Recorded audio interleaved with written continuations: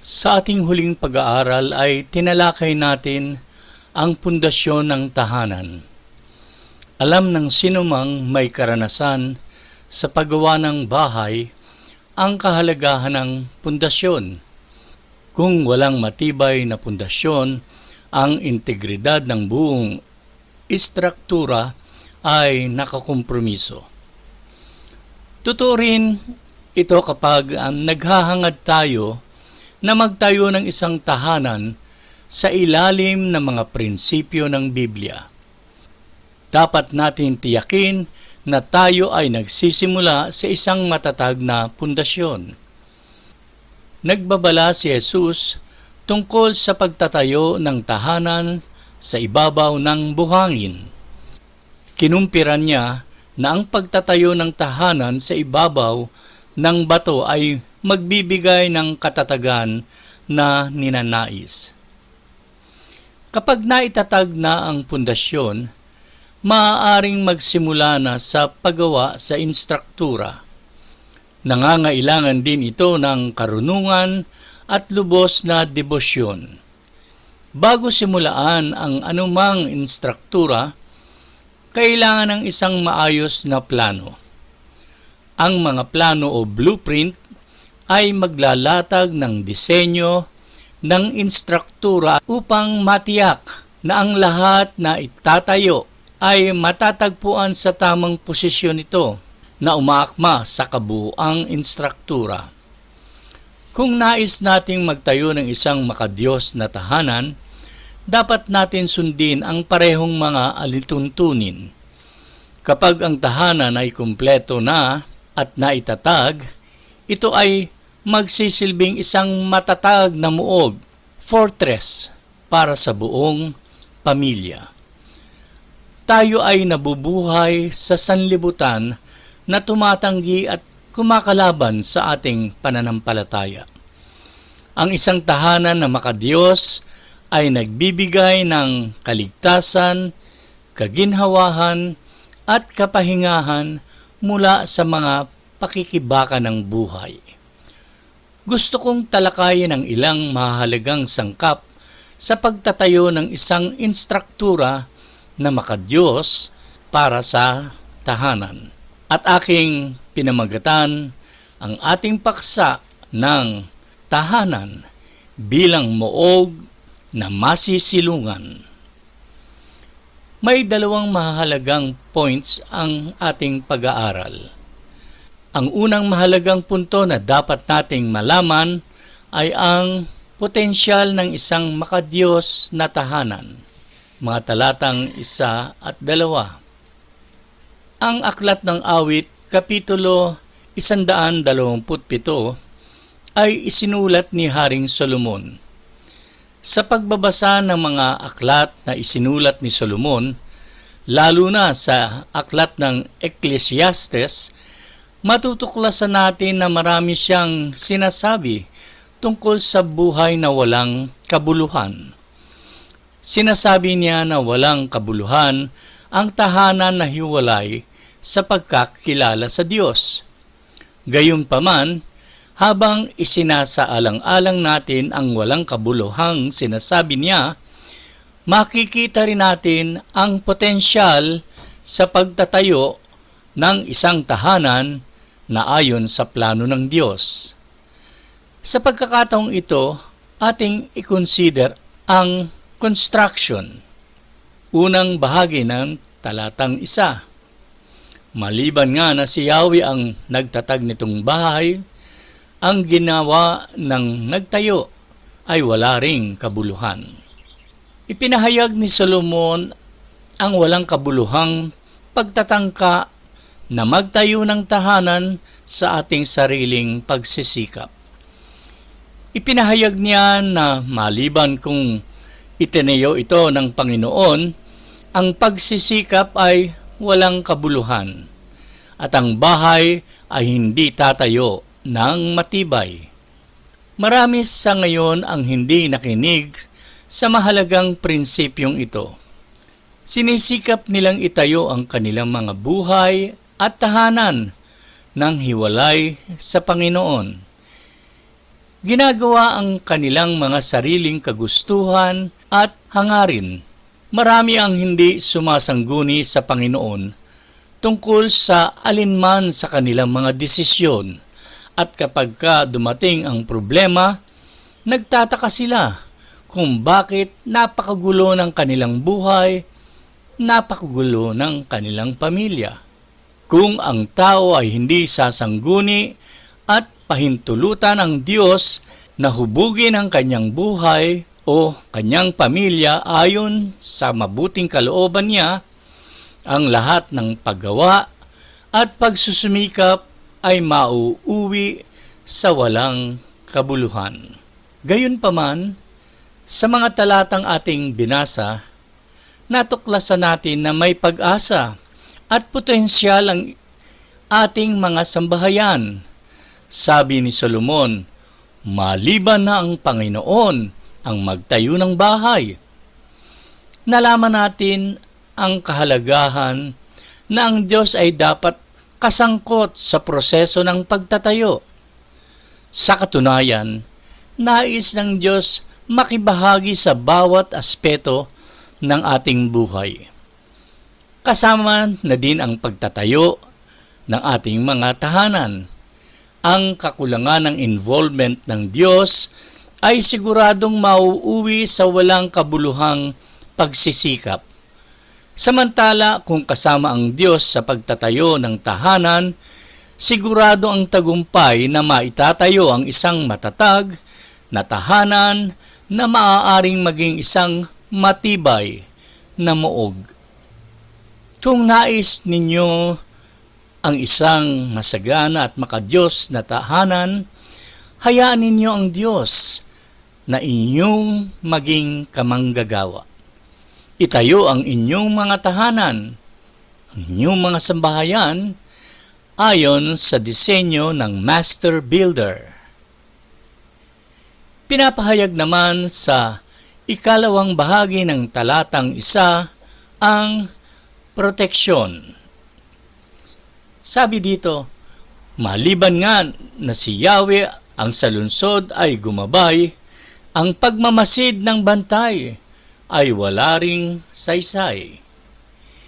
Dito ay sinasabi ni Solomon ang bigger picture na may kinalaman sa buong lungsod.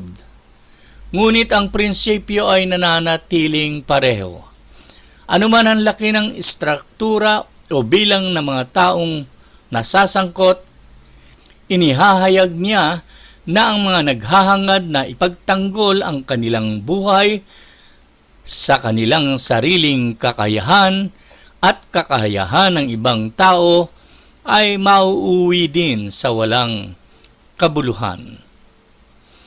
Ang isang lungsod ay maaaring magkaroon ng maraming bantay, ngunit ang kanilang pagbabantay ay hindi makatitiyak na ligtas ang buong lungsod.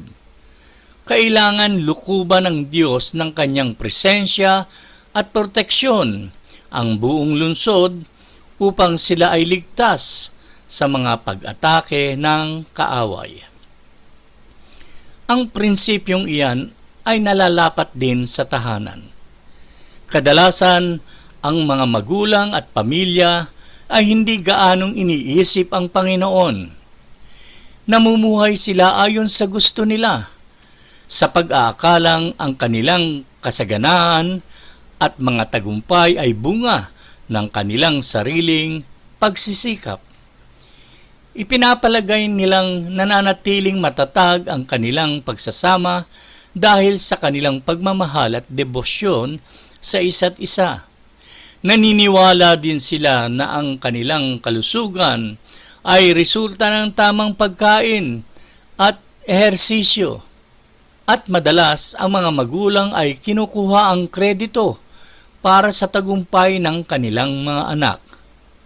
Sa katunayan, kung ang ating mga pamilya ay nagtatamasa at napagkakalooban ng mabubuting bagay, ito ay kaloob mula sa mayamang biyaya ng Diyos. Totoong lahat tayo ay may mga responsibilidad na dapat gampanan kung nais natin ang isang tahanan na may masayang pagkakasundo sa isa't isa at kaunlaran ng kabuhayan. Ngunit dapat nating alalahanin na ang lahat ng pagpapalang ating tinatamasa ay mula sa Panginoon. May kasibahan nga sa English, you have to give credit where credit is due. Ako'y naniniwala na ang ating mga tahanan ay ang ating matibay na muog sa gitna ng magulong mundo. Isang lugar na kung saan tayo lubos na tinatanggap kahit na may mali pang nagawa. Lugar ng pagmamahal. Lugar na kung saan nakatatanggap ng support at encouragement. Isang lugar na napapalakas at napapalaki ang bawat isa sa pamamagitan ng pag-ibig. Gayunpaman, kung hindi pinagkakaloob sa Diyos ang kanyang nararapat na lugar sa loob ng tahanan, maging ang kaligtasan at katahimikan ng tahanan ay maaaring masira. Masira ng kasalanan. Kung hindi pinoprotektahan ng Diyos ang tahanan ng kanyang biyaya, ang tahanan ay madadaig ng kaaway. Talatang 2. Kasiyahan at kapahingahan. Ayon sa talatang ito, hindi dapat pakahirap magpagal sa hanap buhay. Maaga pa kung bumangon, gabing-gabi kung humimlay, pagkat pinagpapahinga ni Yahweh ang kanyang mahal. Sa talatang ito, inihayag ni Solomon ang walang kabuluhan ng pagsisikap at pag-aalala ng tao sa kanyang tahanan. Ipinapalagay ng ilan na ang kailangan lang para umunlad ang isang tahanan ay pagsisikap, pagpapawis sa pagtatrabaho. Totoong nag-aambag ito sa pag-unlad ng kalagayan ng buhay.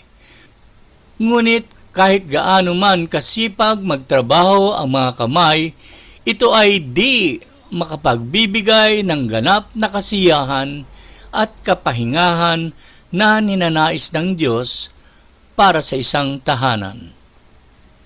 Kapag hindi tayo nagtitiwala sa Panginoon, natutugunan niya ang ating mga pangangailangan at isuko ang ating buhay sa Diyos, at patuloy na umasa at magtiwala tayo sa ating sarili, magtrabaho man ng mahabang oras at magpuyat gabi-gabi, kahit pa man mag-double job ka, tulad ng maraming ginagawa ng ating mga kababayan sa ibang bansa.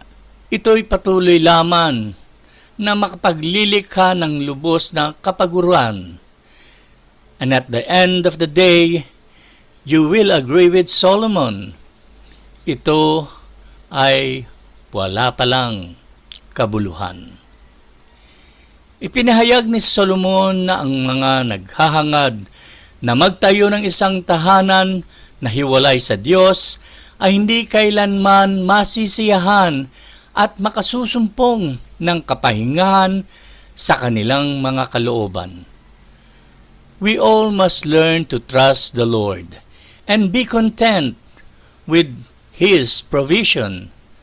Tulad ng payo ni Apostol Pablo sa Filipos, Kapitulo 4, talatang 1. Wika niya, hindi ko sinasabi ito dahil nanghihingi ako ng tulong sa inyo, sapagkat natutunan kong maging kontento anuman ang kalagayan ko.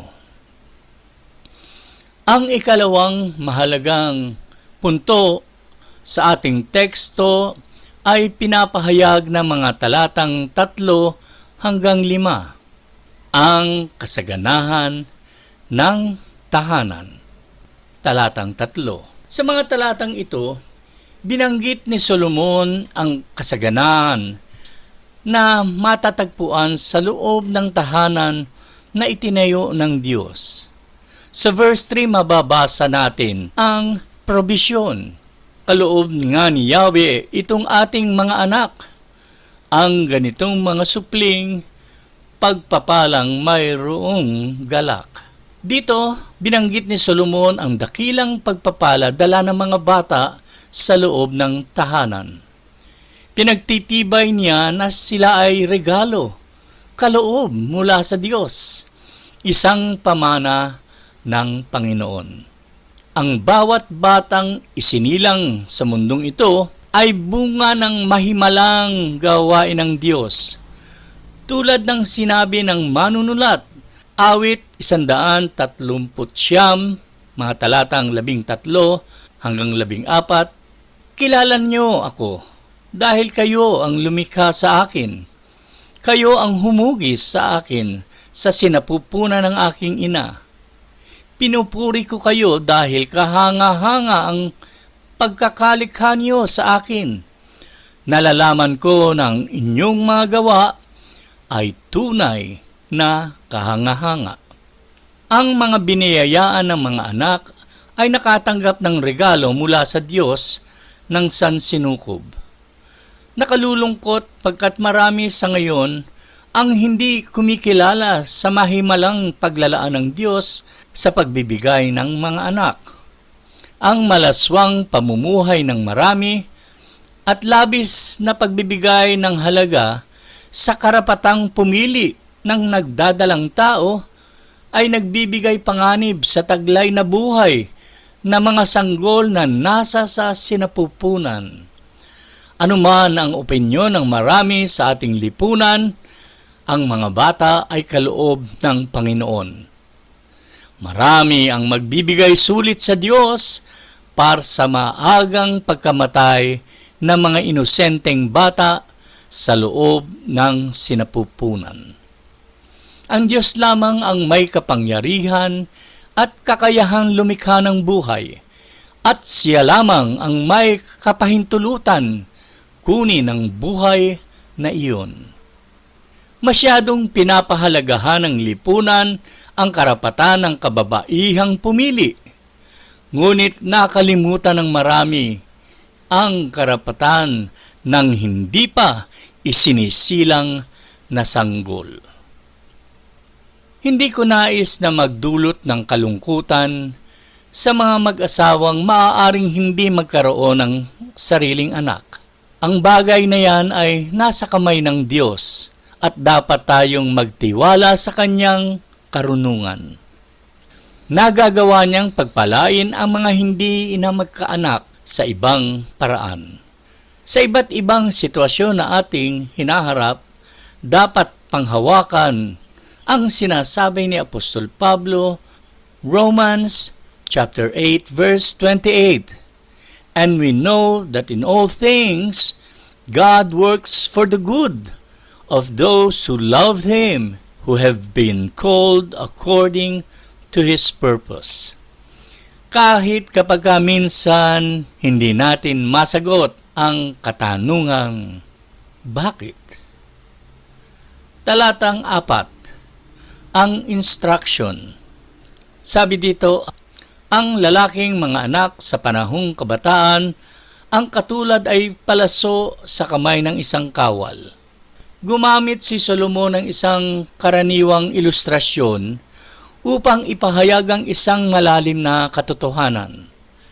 Kasama ng pagpapala ng mga bata ay ang responsibilidad ng mga magulang na palakihin sila sa paraan ng Diyos.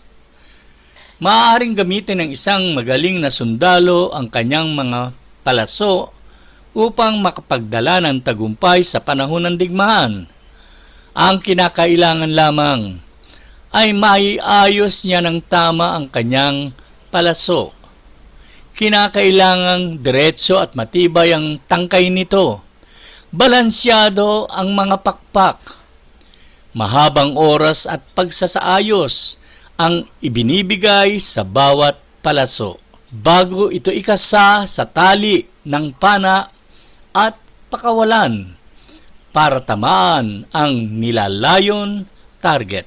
Gayon din naman ang kahalagahan ng pangangalaga at pagsisikap na kailangan sa pagpapalaki ng mga anak. Hindi natin maaasahan na maabot ng ating mga anak ang nilalayo nating target para sa kanila kung ayaw nating gumugol ng oras at ituro sa kanila ang mga tagubilin ng Diyos. Ang mga bata ay isang regalo mula sa Panginoon. Ngunit kalakip nito ay mga responsibilidad at obligasyon. Maraming mga bata ang napipilitan palakihin ang kanilang mga sarili. Ang kanilang mga magulang ay maaaring makapagbigay ng bubong sa kanilang mga ulo, damit na isusuot, at pagkain na makakain. Ngunit kakaunti ang personal na pakikipag-ugnayan ang kanilang inilalaan para sa kanilang mga anak. Marami ang hindi gumugugol ng oras sa pagtuturo sa kanilang mga anak na mga bagay-bagay o pagtuturo sa kanila ng mga daan ng Diyos. Kaya't marami sa mga kabataan sa karunungan ng sanlibutan, ito humahanap ng kasagutan sa marami nilang katanungan sa buhay. At kung wala silang makausap, gugugulin na lamang nila ang kanilang panahon sa paglalaro ng mga video games. At kung lumaki ang mga anak sa di inaasahang resulta ng mga magulang, maghahanap sila ng masisisi sa halip na makita nila na di nila ginawa ang kanilang responsibilidad. Huwag natin asahan ng iba na magtanim ng makalangit na karunungan, makadiyos na pag-uugali na kinakailangan ng ating mga anak. Oo, ang iba ay makatutulong.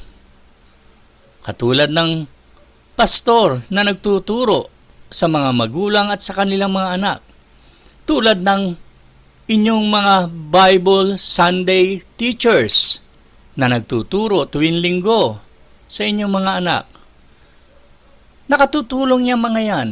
Ngunit, ang bagay na ito ay ating responsibilidad bilang mga magulang. Tulad ng sinasabi sa Proverbs 22 verse 6, "Train up a child in the way he should go, and when he is old, he will not depart from it." Sa verse 5, unang bahagi, ipinahayag sa atin ang kagalakan. Sabi dito, mapalad ang isang taong mapalasong tulad niyan. Sa English, his quiver full. Dito ay pinapahayag ni Solomon ang kagalakan na dala ng mga anak sa tahanan. Ang palaso ay tumutukoy sa mga anak. And a quiver full of arrows means having many children. Kaya't ang talatang ito ay sumasang-ayon sa views, sa pananaw noon ng mga tao at maging sa ating panahon na ang pagkakaroon ng maraming anak at apo ay pagpapala sa itaas, pagkat ito ay nakapagdadala ng kagalakan sa pinakapuno ng angkan, tulad sa mga tao sa lumang tipan. Pero sa ating panahon, parang hindi na ganoon, pagkat mahirap magkaroon ng maraming anak ngayon. Di po ba? Ikalawang bahagi ng talatang 5. Ang bunga ng pagsunod sa instruction. Sabi dito, hindi siya malulupig at malayo sa kahihiyan kung sila man ng kalaban ay magtagpo sa hukuman. Sa wikang Ingles, sabi doon, kung ang kalaban ay makatagpo niya, he meets in the gate. Sa wakas ay inihayag ni Solomon ang resulta ng mga anak na pinalaki sa loob ng isang makadiyos na tahanan at tinuruan ng kanyang karunungan. Ang mga anak na yumayakap sa daan ng Diyos at namumuhay para sa Kanya ay magdadala ng karangalan sa kanilang mga magulang. Ang kanilang mga magulang ay makapagsasalita sa publiko ng may kagalakan at pagmamalaki tungkol sa kanilang mga anak. Ang mga katotohanan ng Diyos na itinanim sa mga bata ay ipinahayag ng kanilang mga buhay. Sa isang banda naman, alam ko din na may mga anak sa kabila ng na sila ay tinuruan at pinalaki sa salita ng Diyos ng kanilang makadiyos na mga magulang, ay pinili pa rin ang daan ng kasalanan. Ang tanging magagawa na lamang natin sa kanila ay ipanalangin at patuloy na ibigin at walang sawang paalalahanan para sa kanilang ikabubuti. Sa ating pagtatapos, dalangin ko na nagtitiwala at nagpapasakop kayo sa Diyos sa pagtatayo ng inyong mga tahanan upang ito ay maging isang matibay na muog, a place of safety and love, upang ang inyong mga anak ay lumaki na umiibig at naglilingkod sa ating Diyos at tagapagligtas. Ito ay posible lamang na mangyari kung kayo na mga magulang ay mayroon ng personal na kaugnayan kay Kristo Jesus. Hindi ka magkakaroon ng tahanan na itinayo sa pangunguna ng Panginoon kung hindi mo pa sinusuko ang iyong buhay kay Jesus at nananampalataya ka sa Kanya bilang iyong personal na Panginoon at tagapagligtas. Kung biniyayaan kayo ng Diyos na mga anak, dapat ninyo silang akayin sa pagkakilala kay Jesus at ibahagi sa kanila ang mabuting balita ng kaligtasan na masusumpungan lamang kay Kristo Jesus. Pagpalain muli ng Panginoon ang mga katotohanan ng kanyang mga salita na ating napag-aralan sa umagang ito.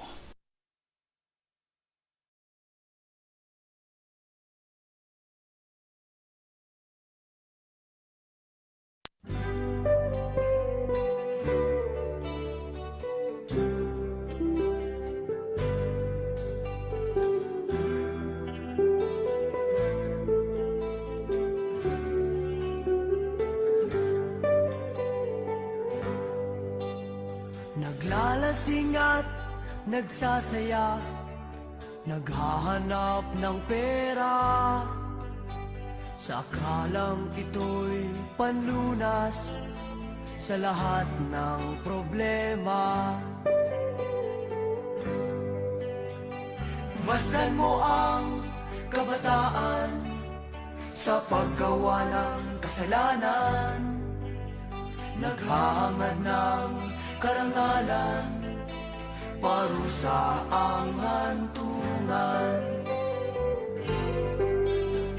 Papuri at pasasalamat kay Kristong ating Panginoon. Doon sa krus, siya'y namatay upang tayo ay tubusin sa walang kabuluhan. Walang kabuluhan, walang kabuluhan, walang kabuluhan. Masdan mo ang kabataan sa paggawa ng kasalanan, naghahangad ng karangalan, parusa ang hantungan. Papuri at pasasalamat kay Kristong ating Panginoon. Doon sa krus, siya'y namatay upang tayo ay tubusin sa walang kabuluhan, walang kabuluhan, walang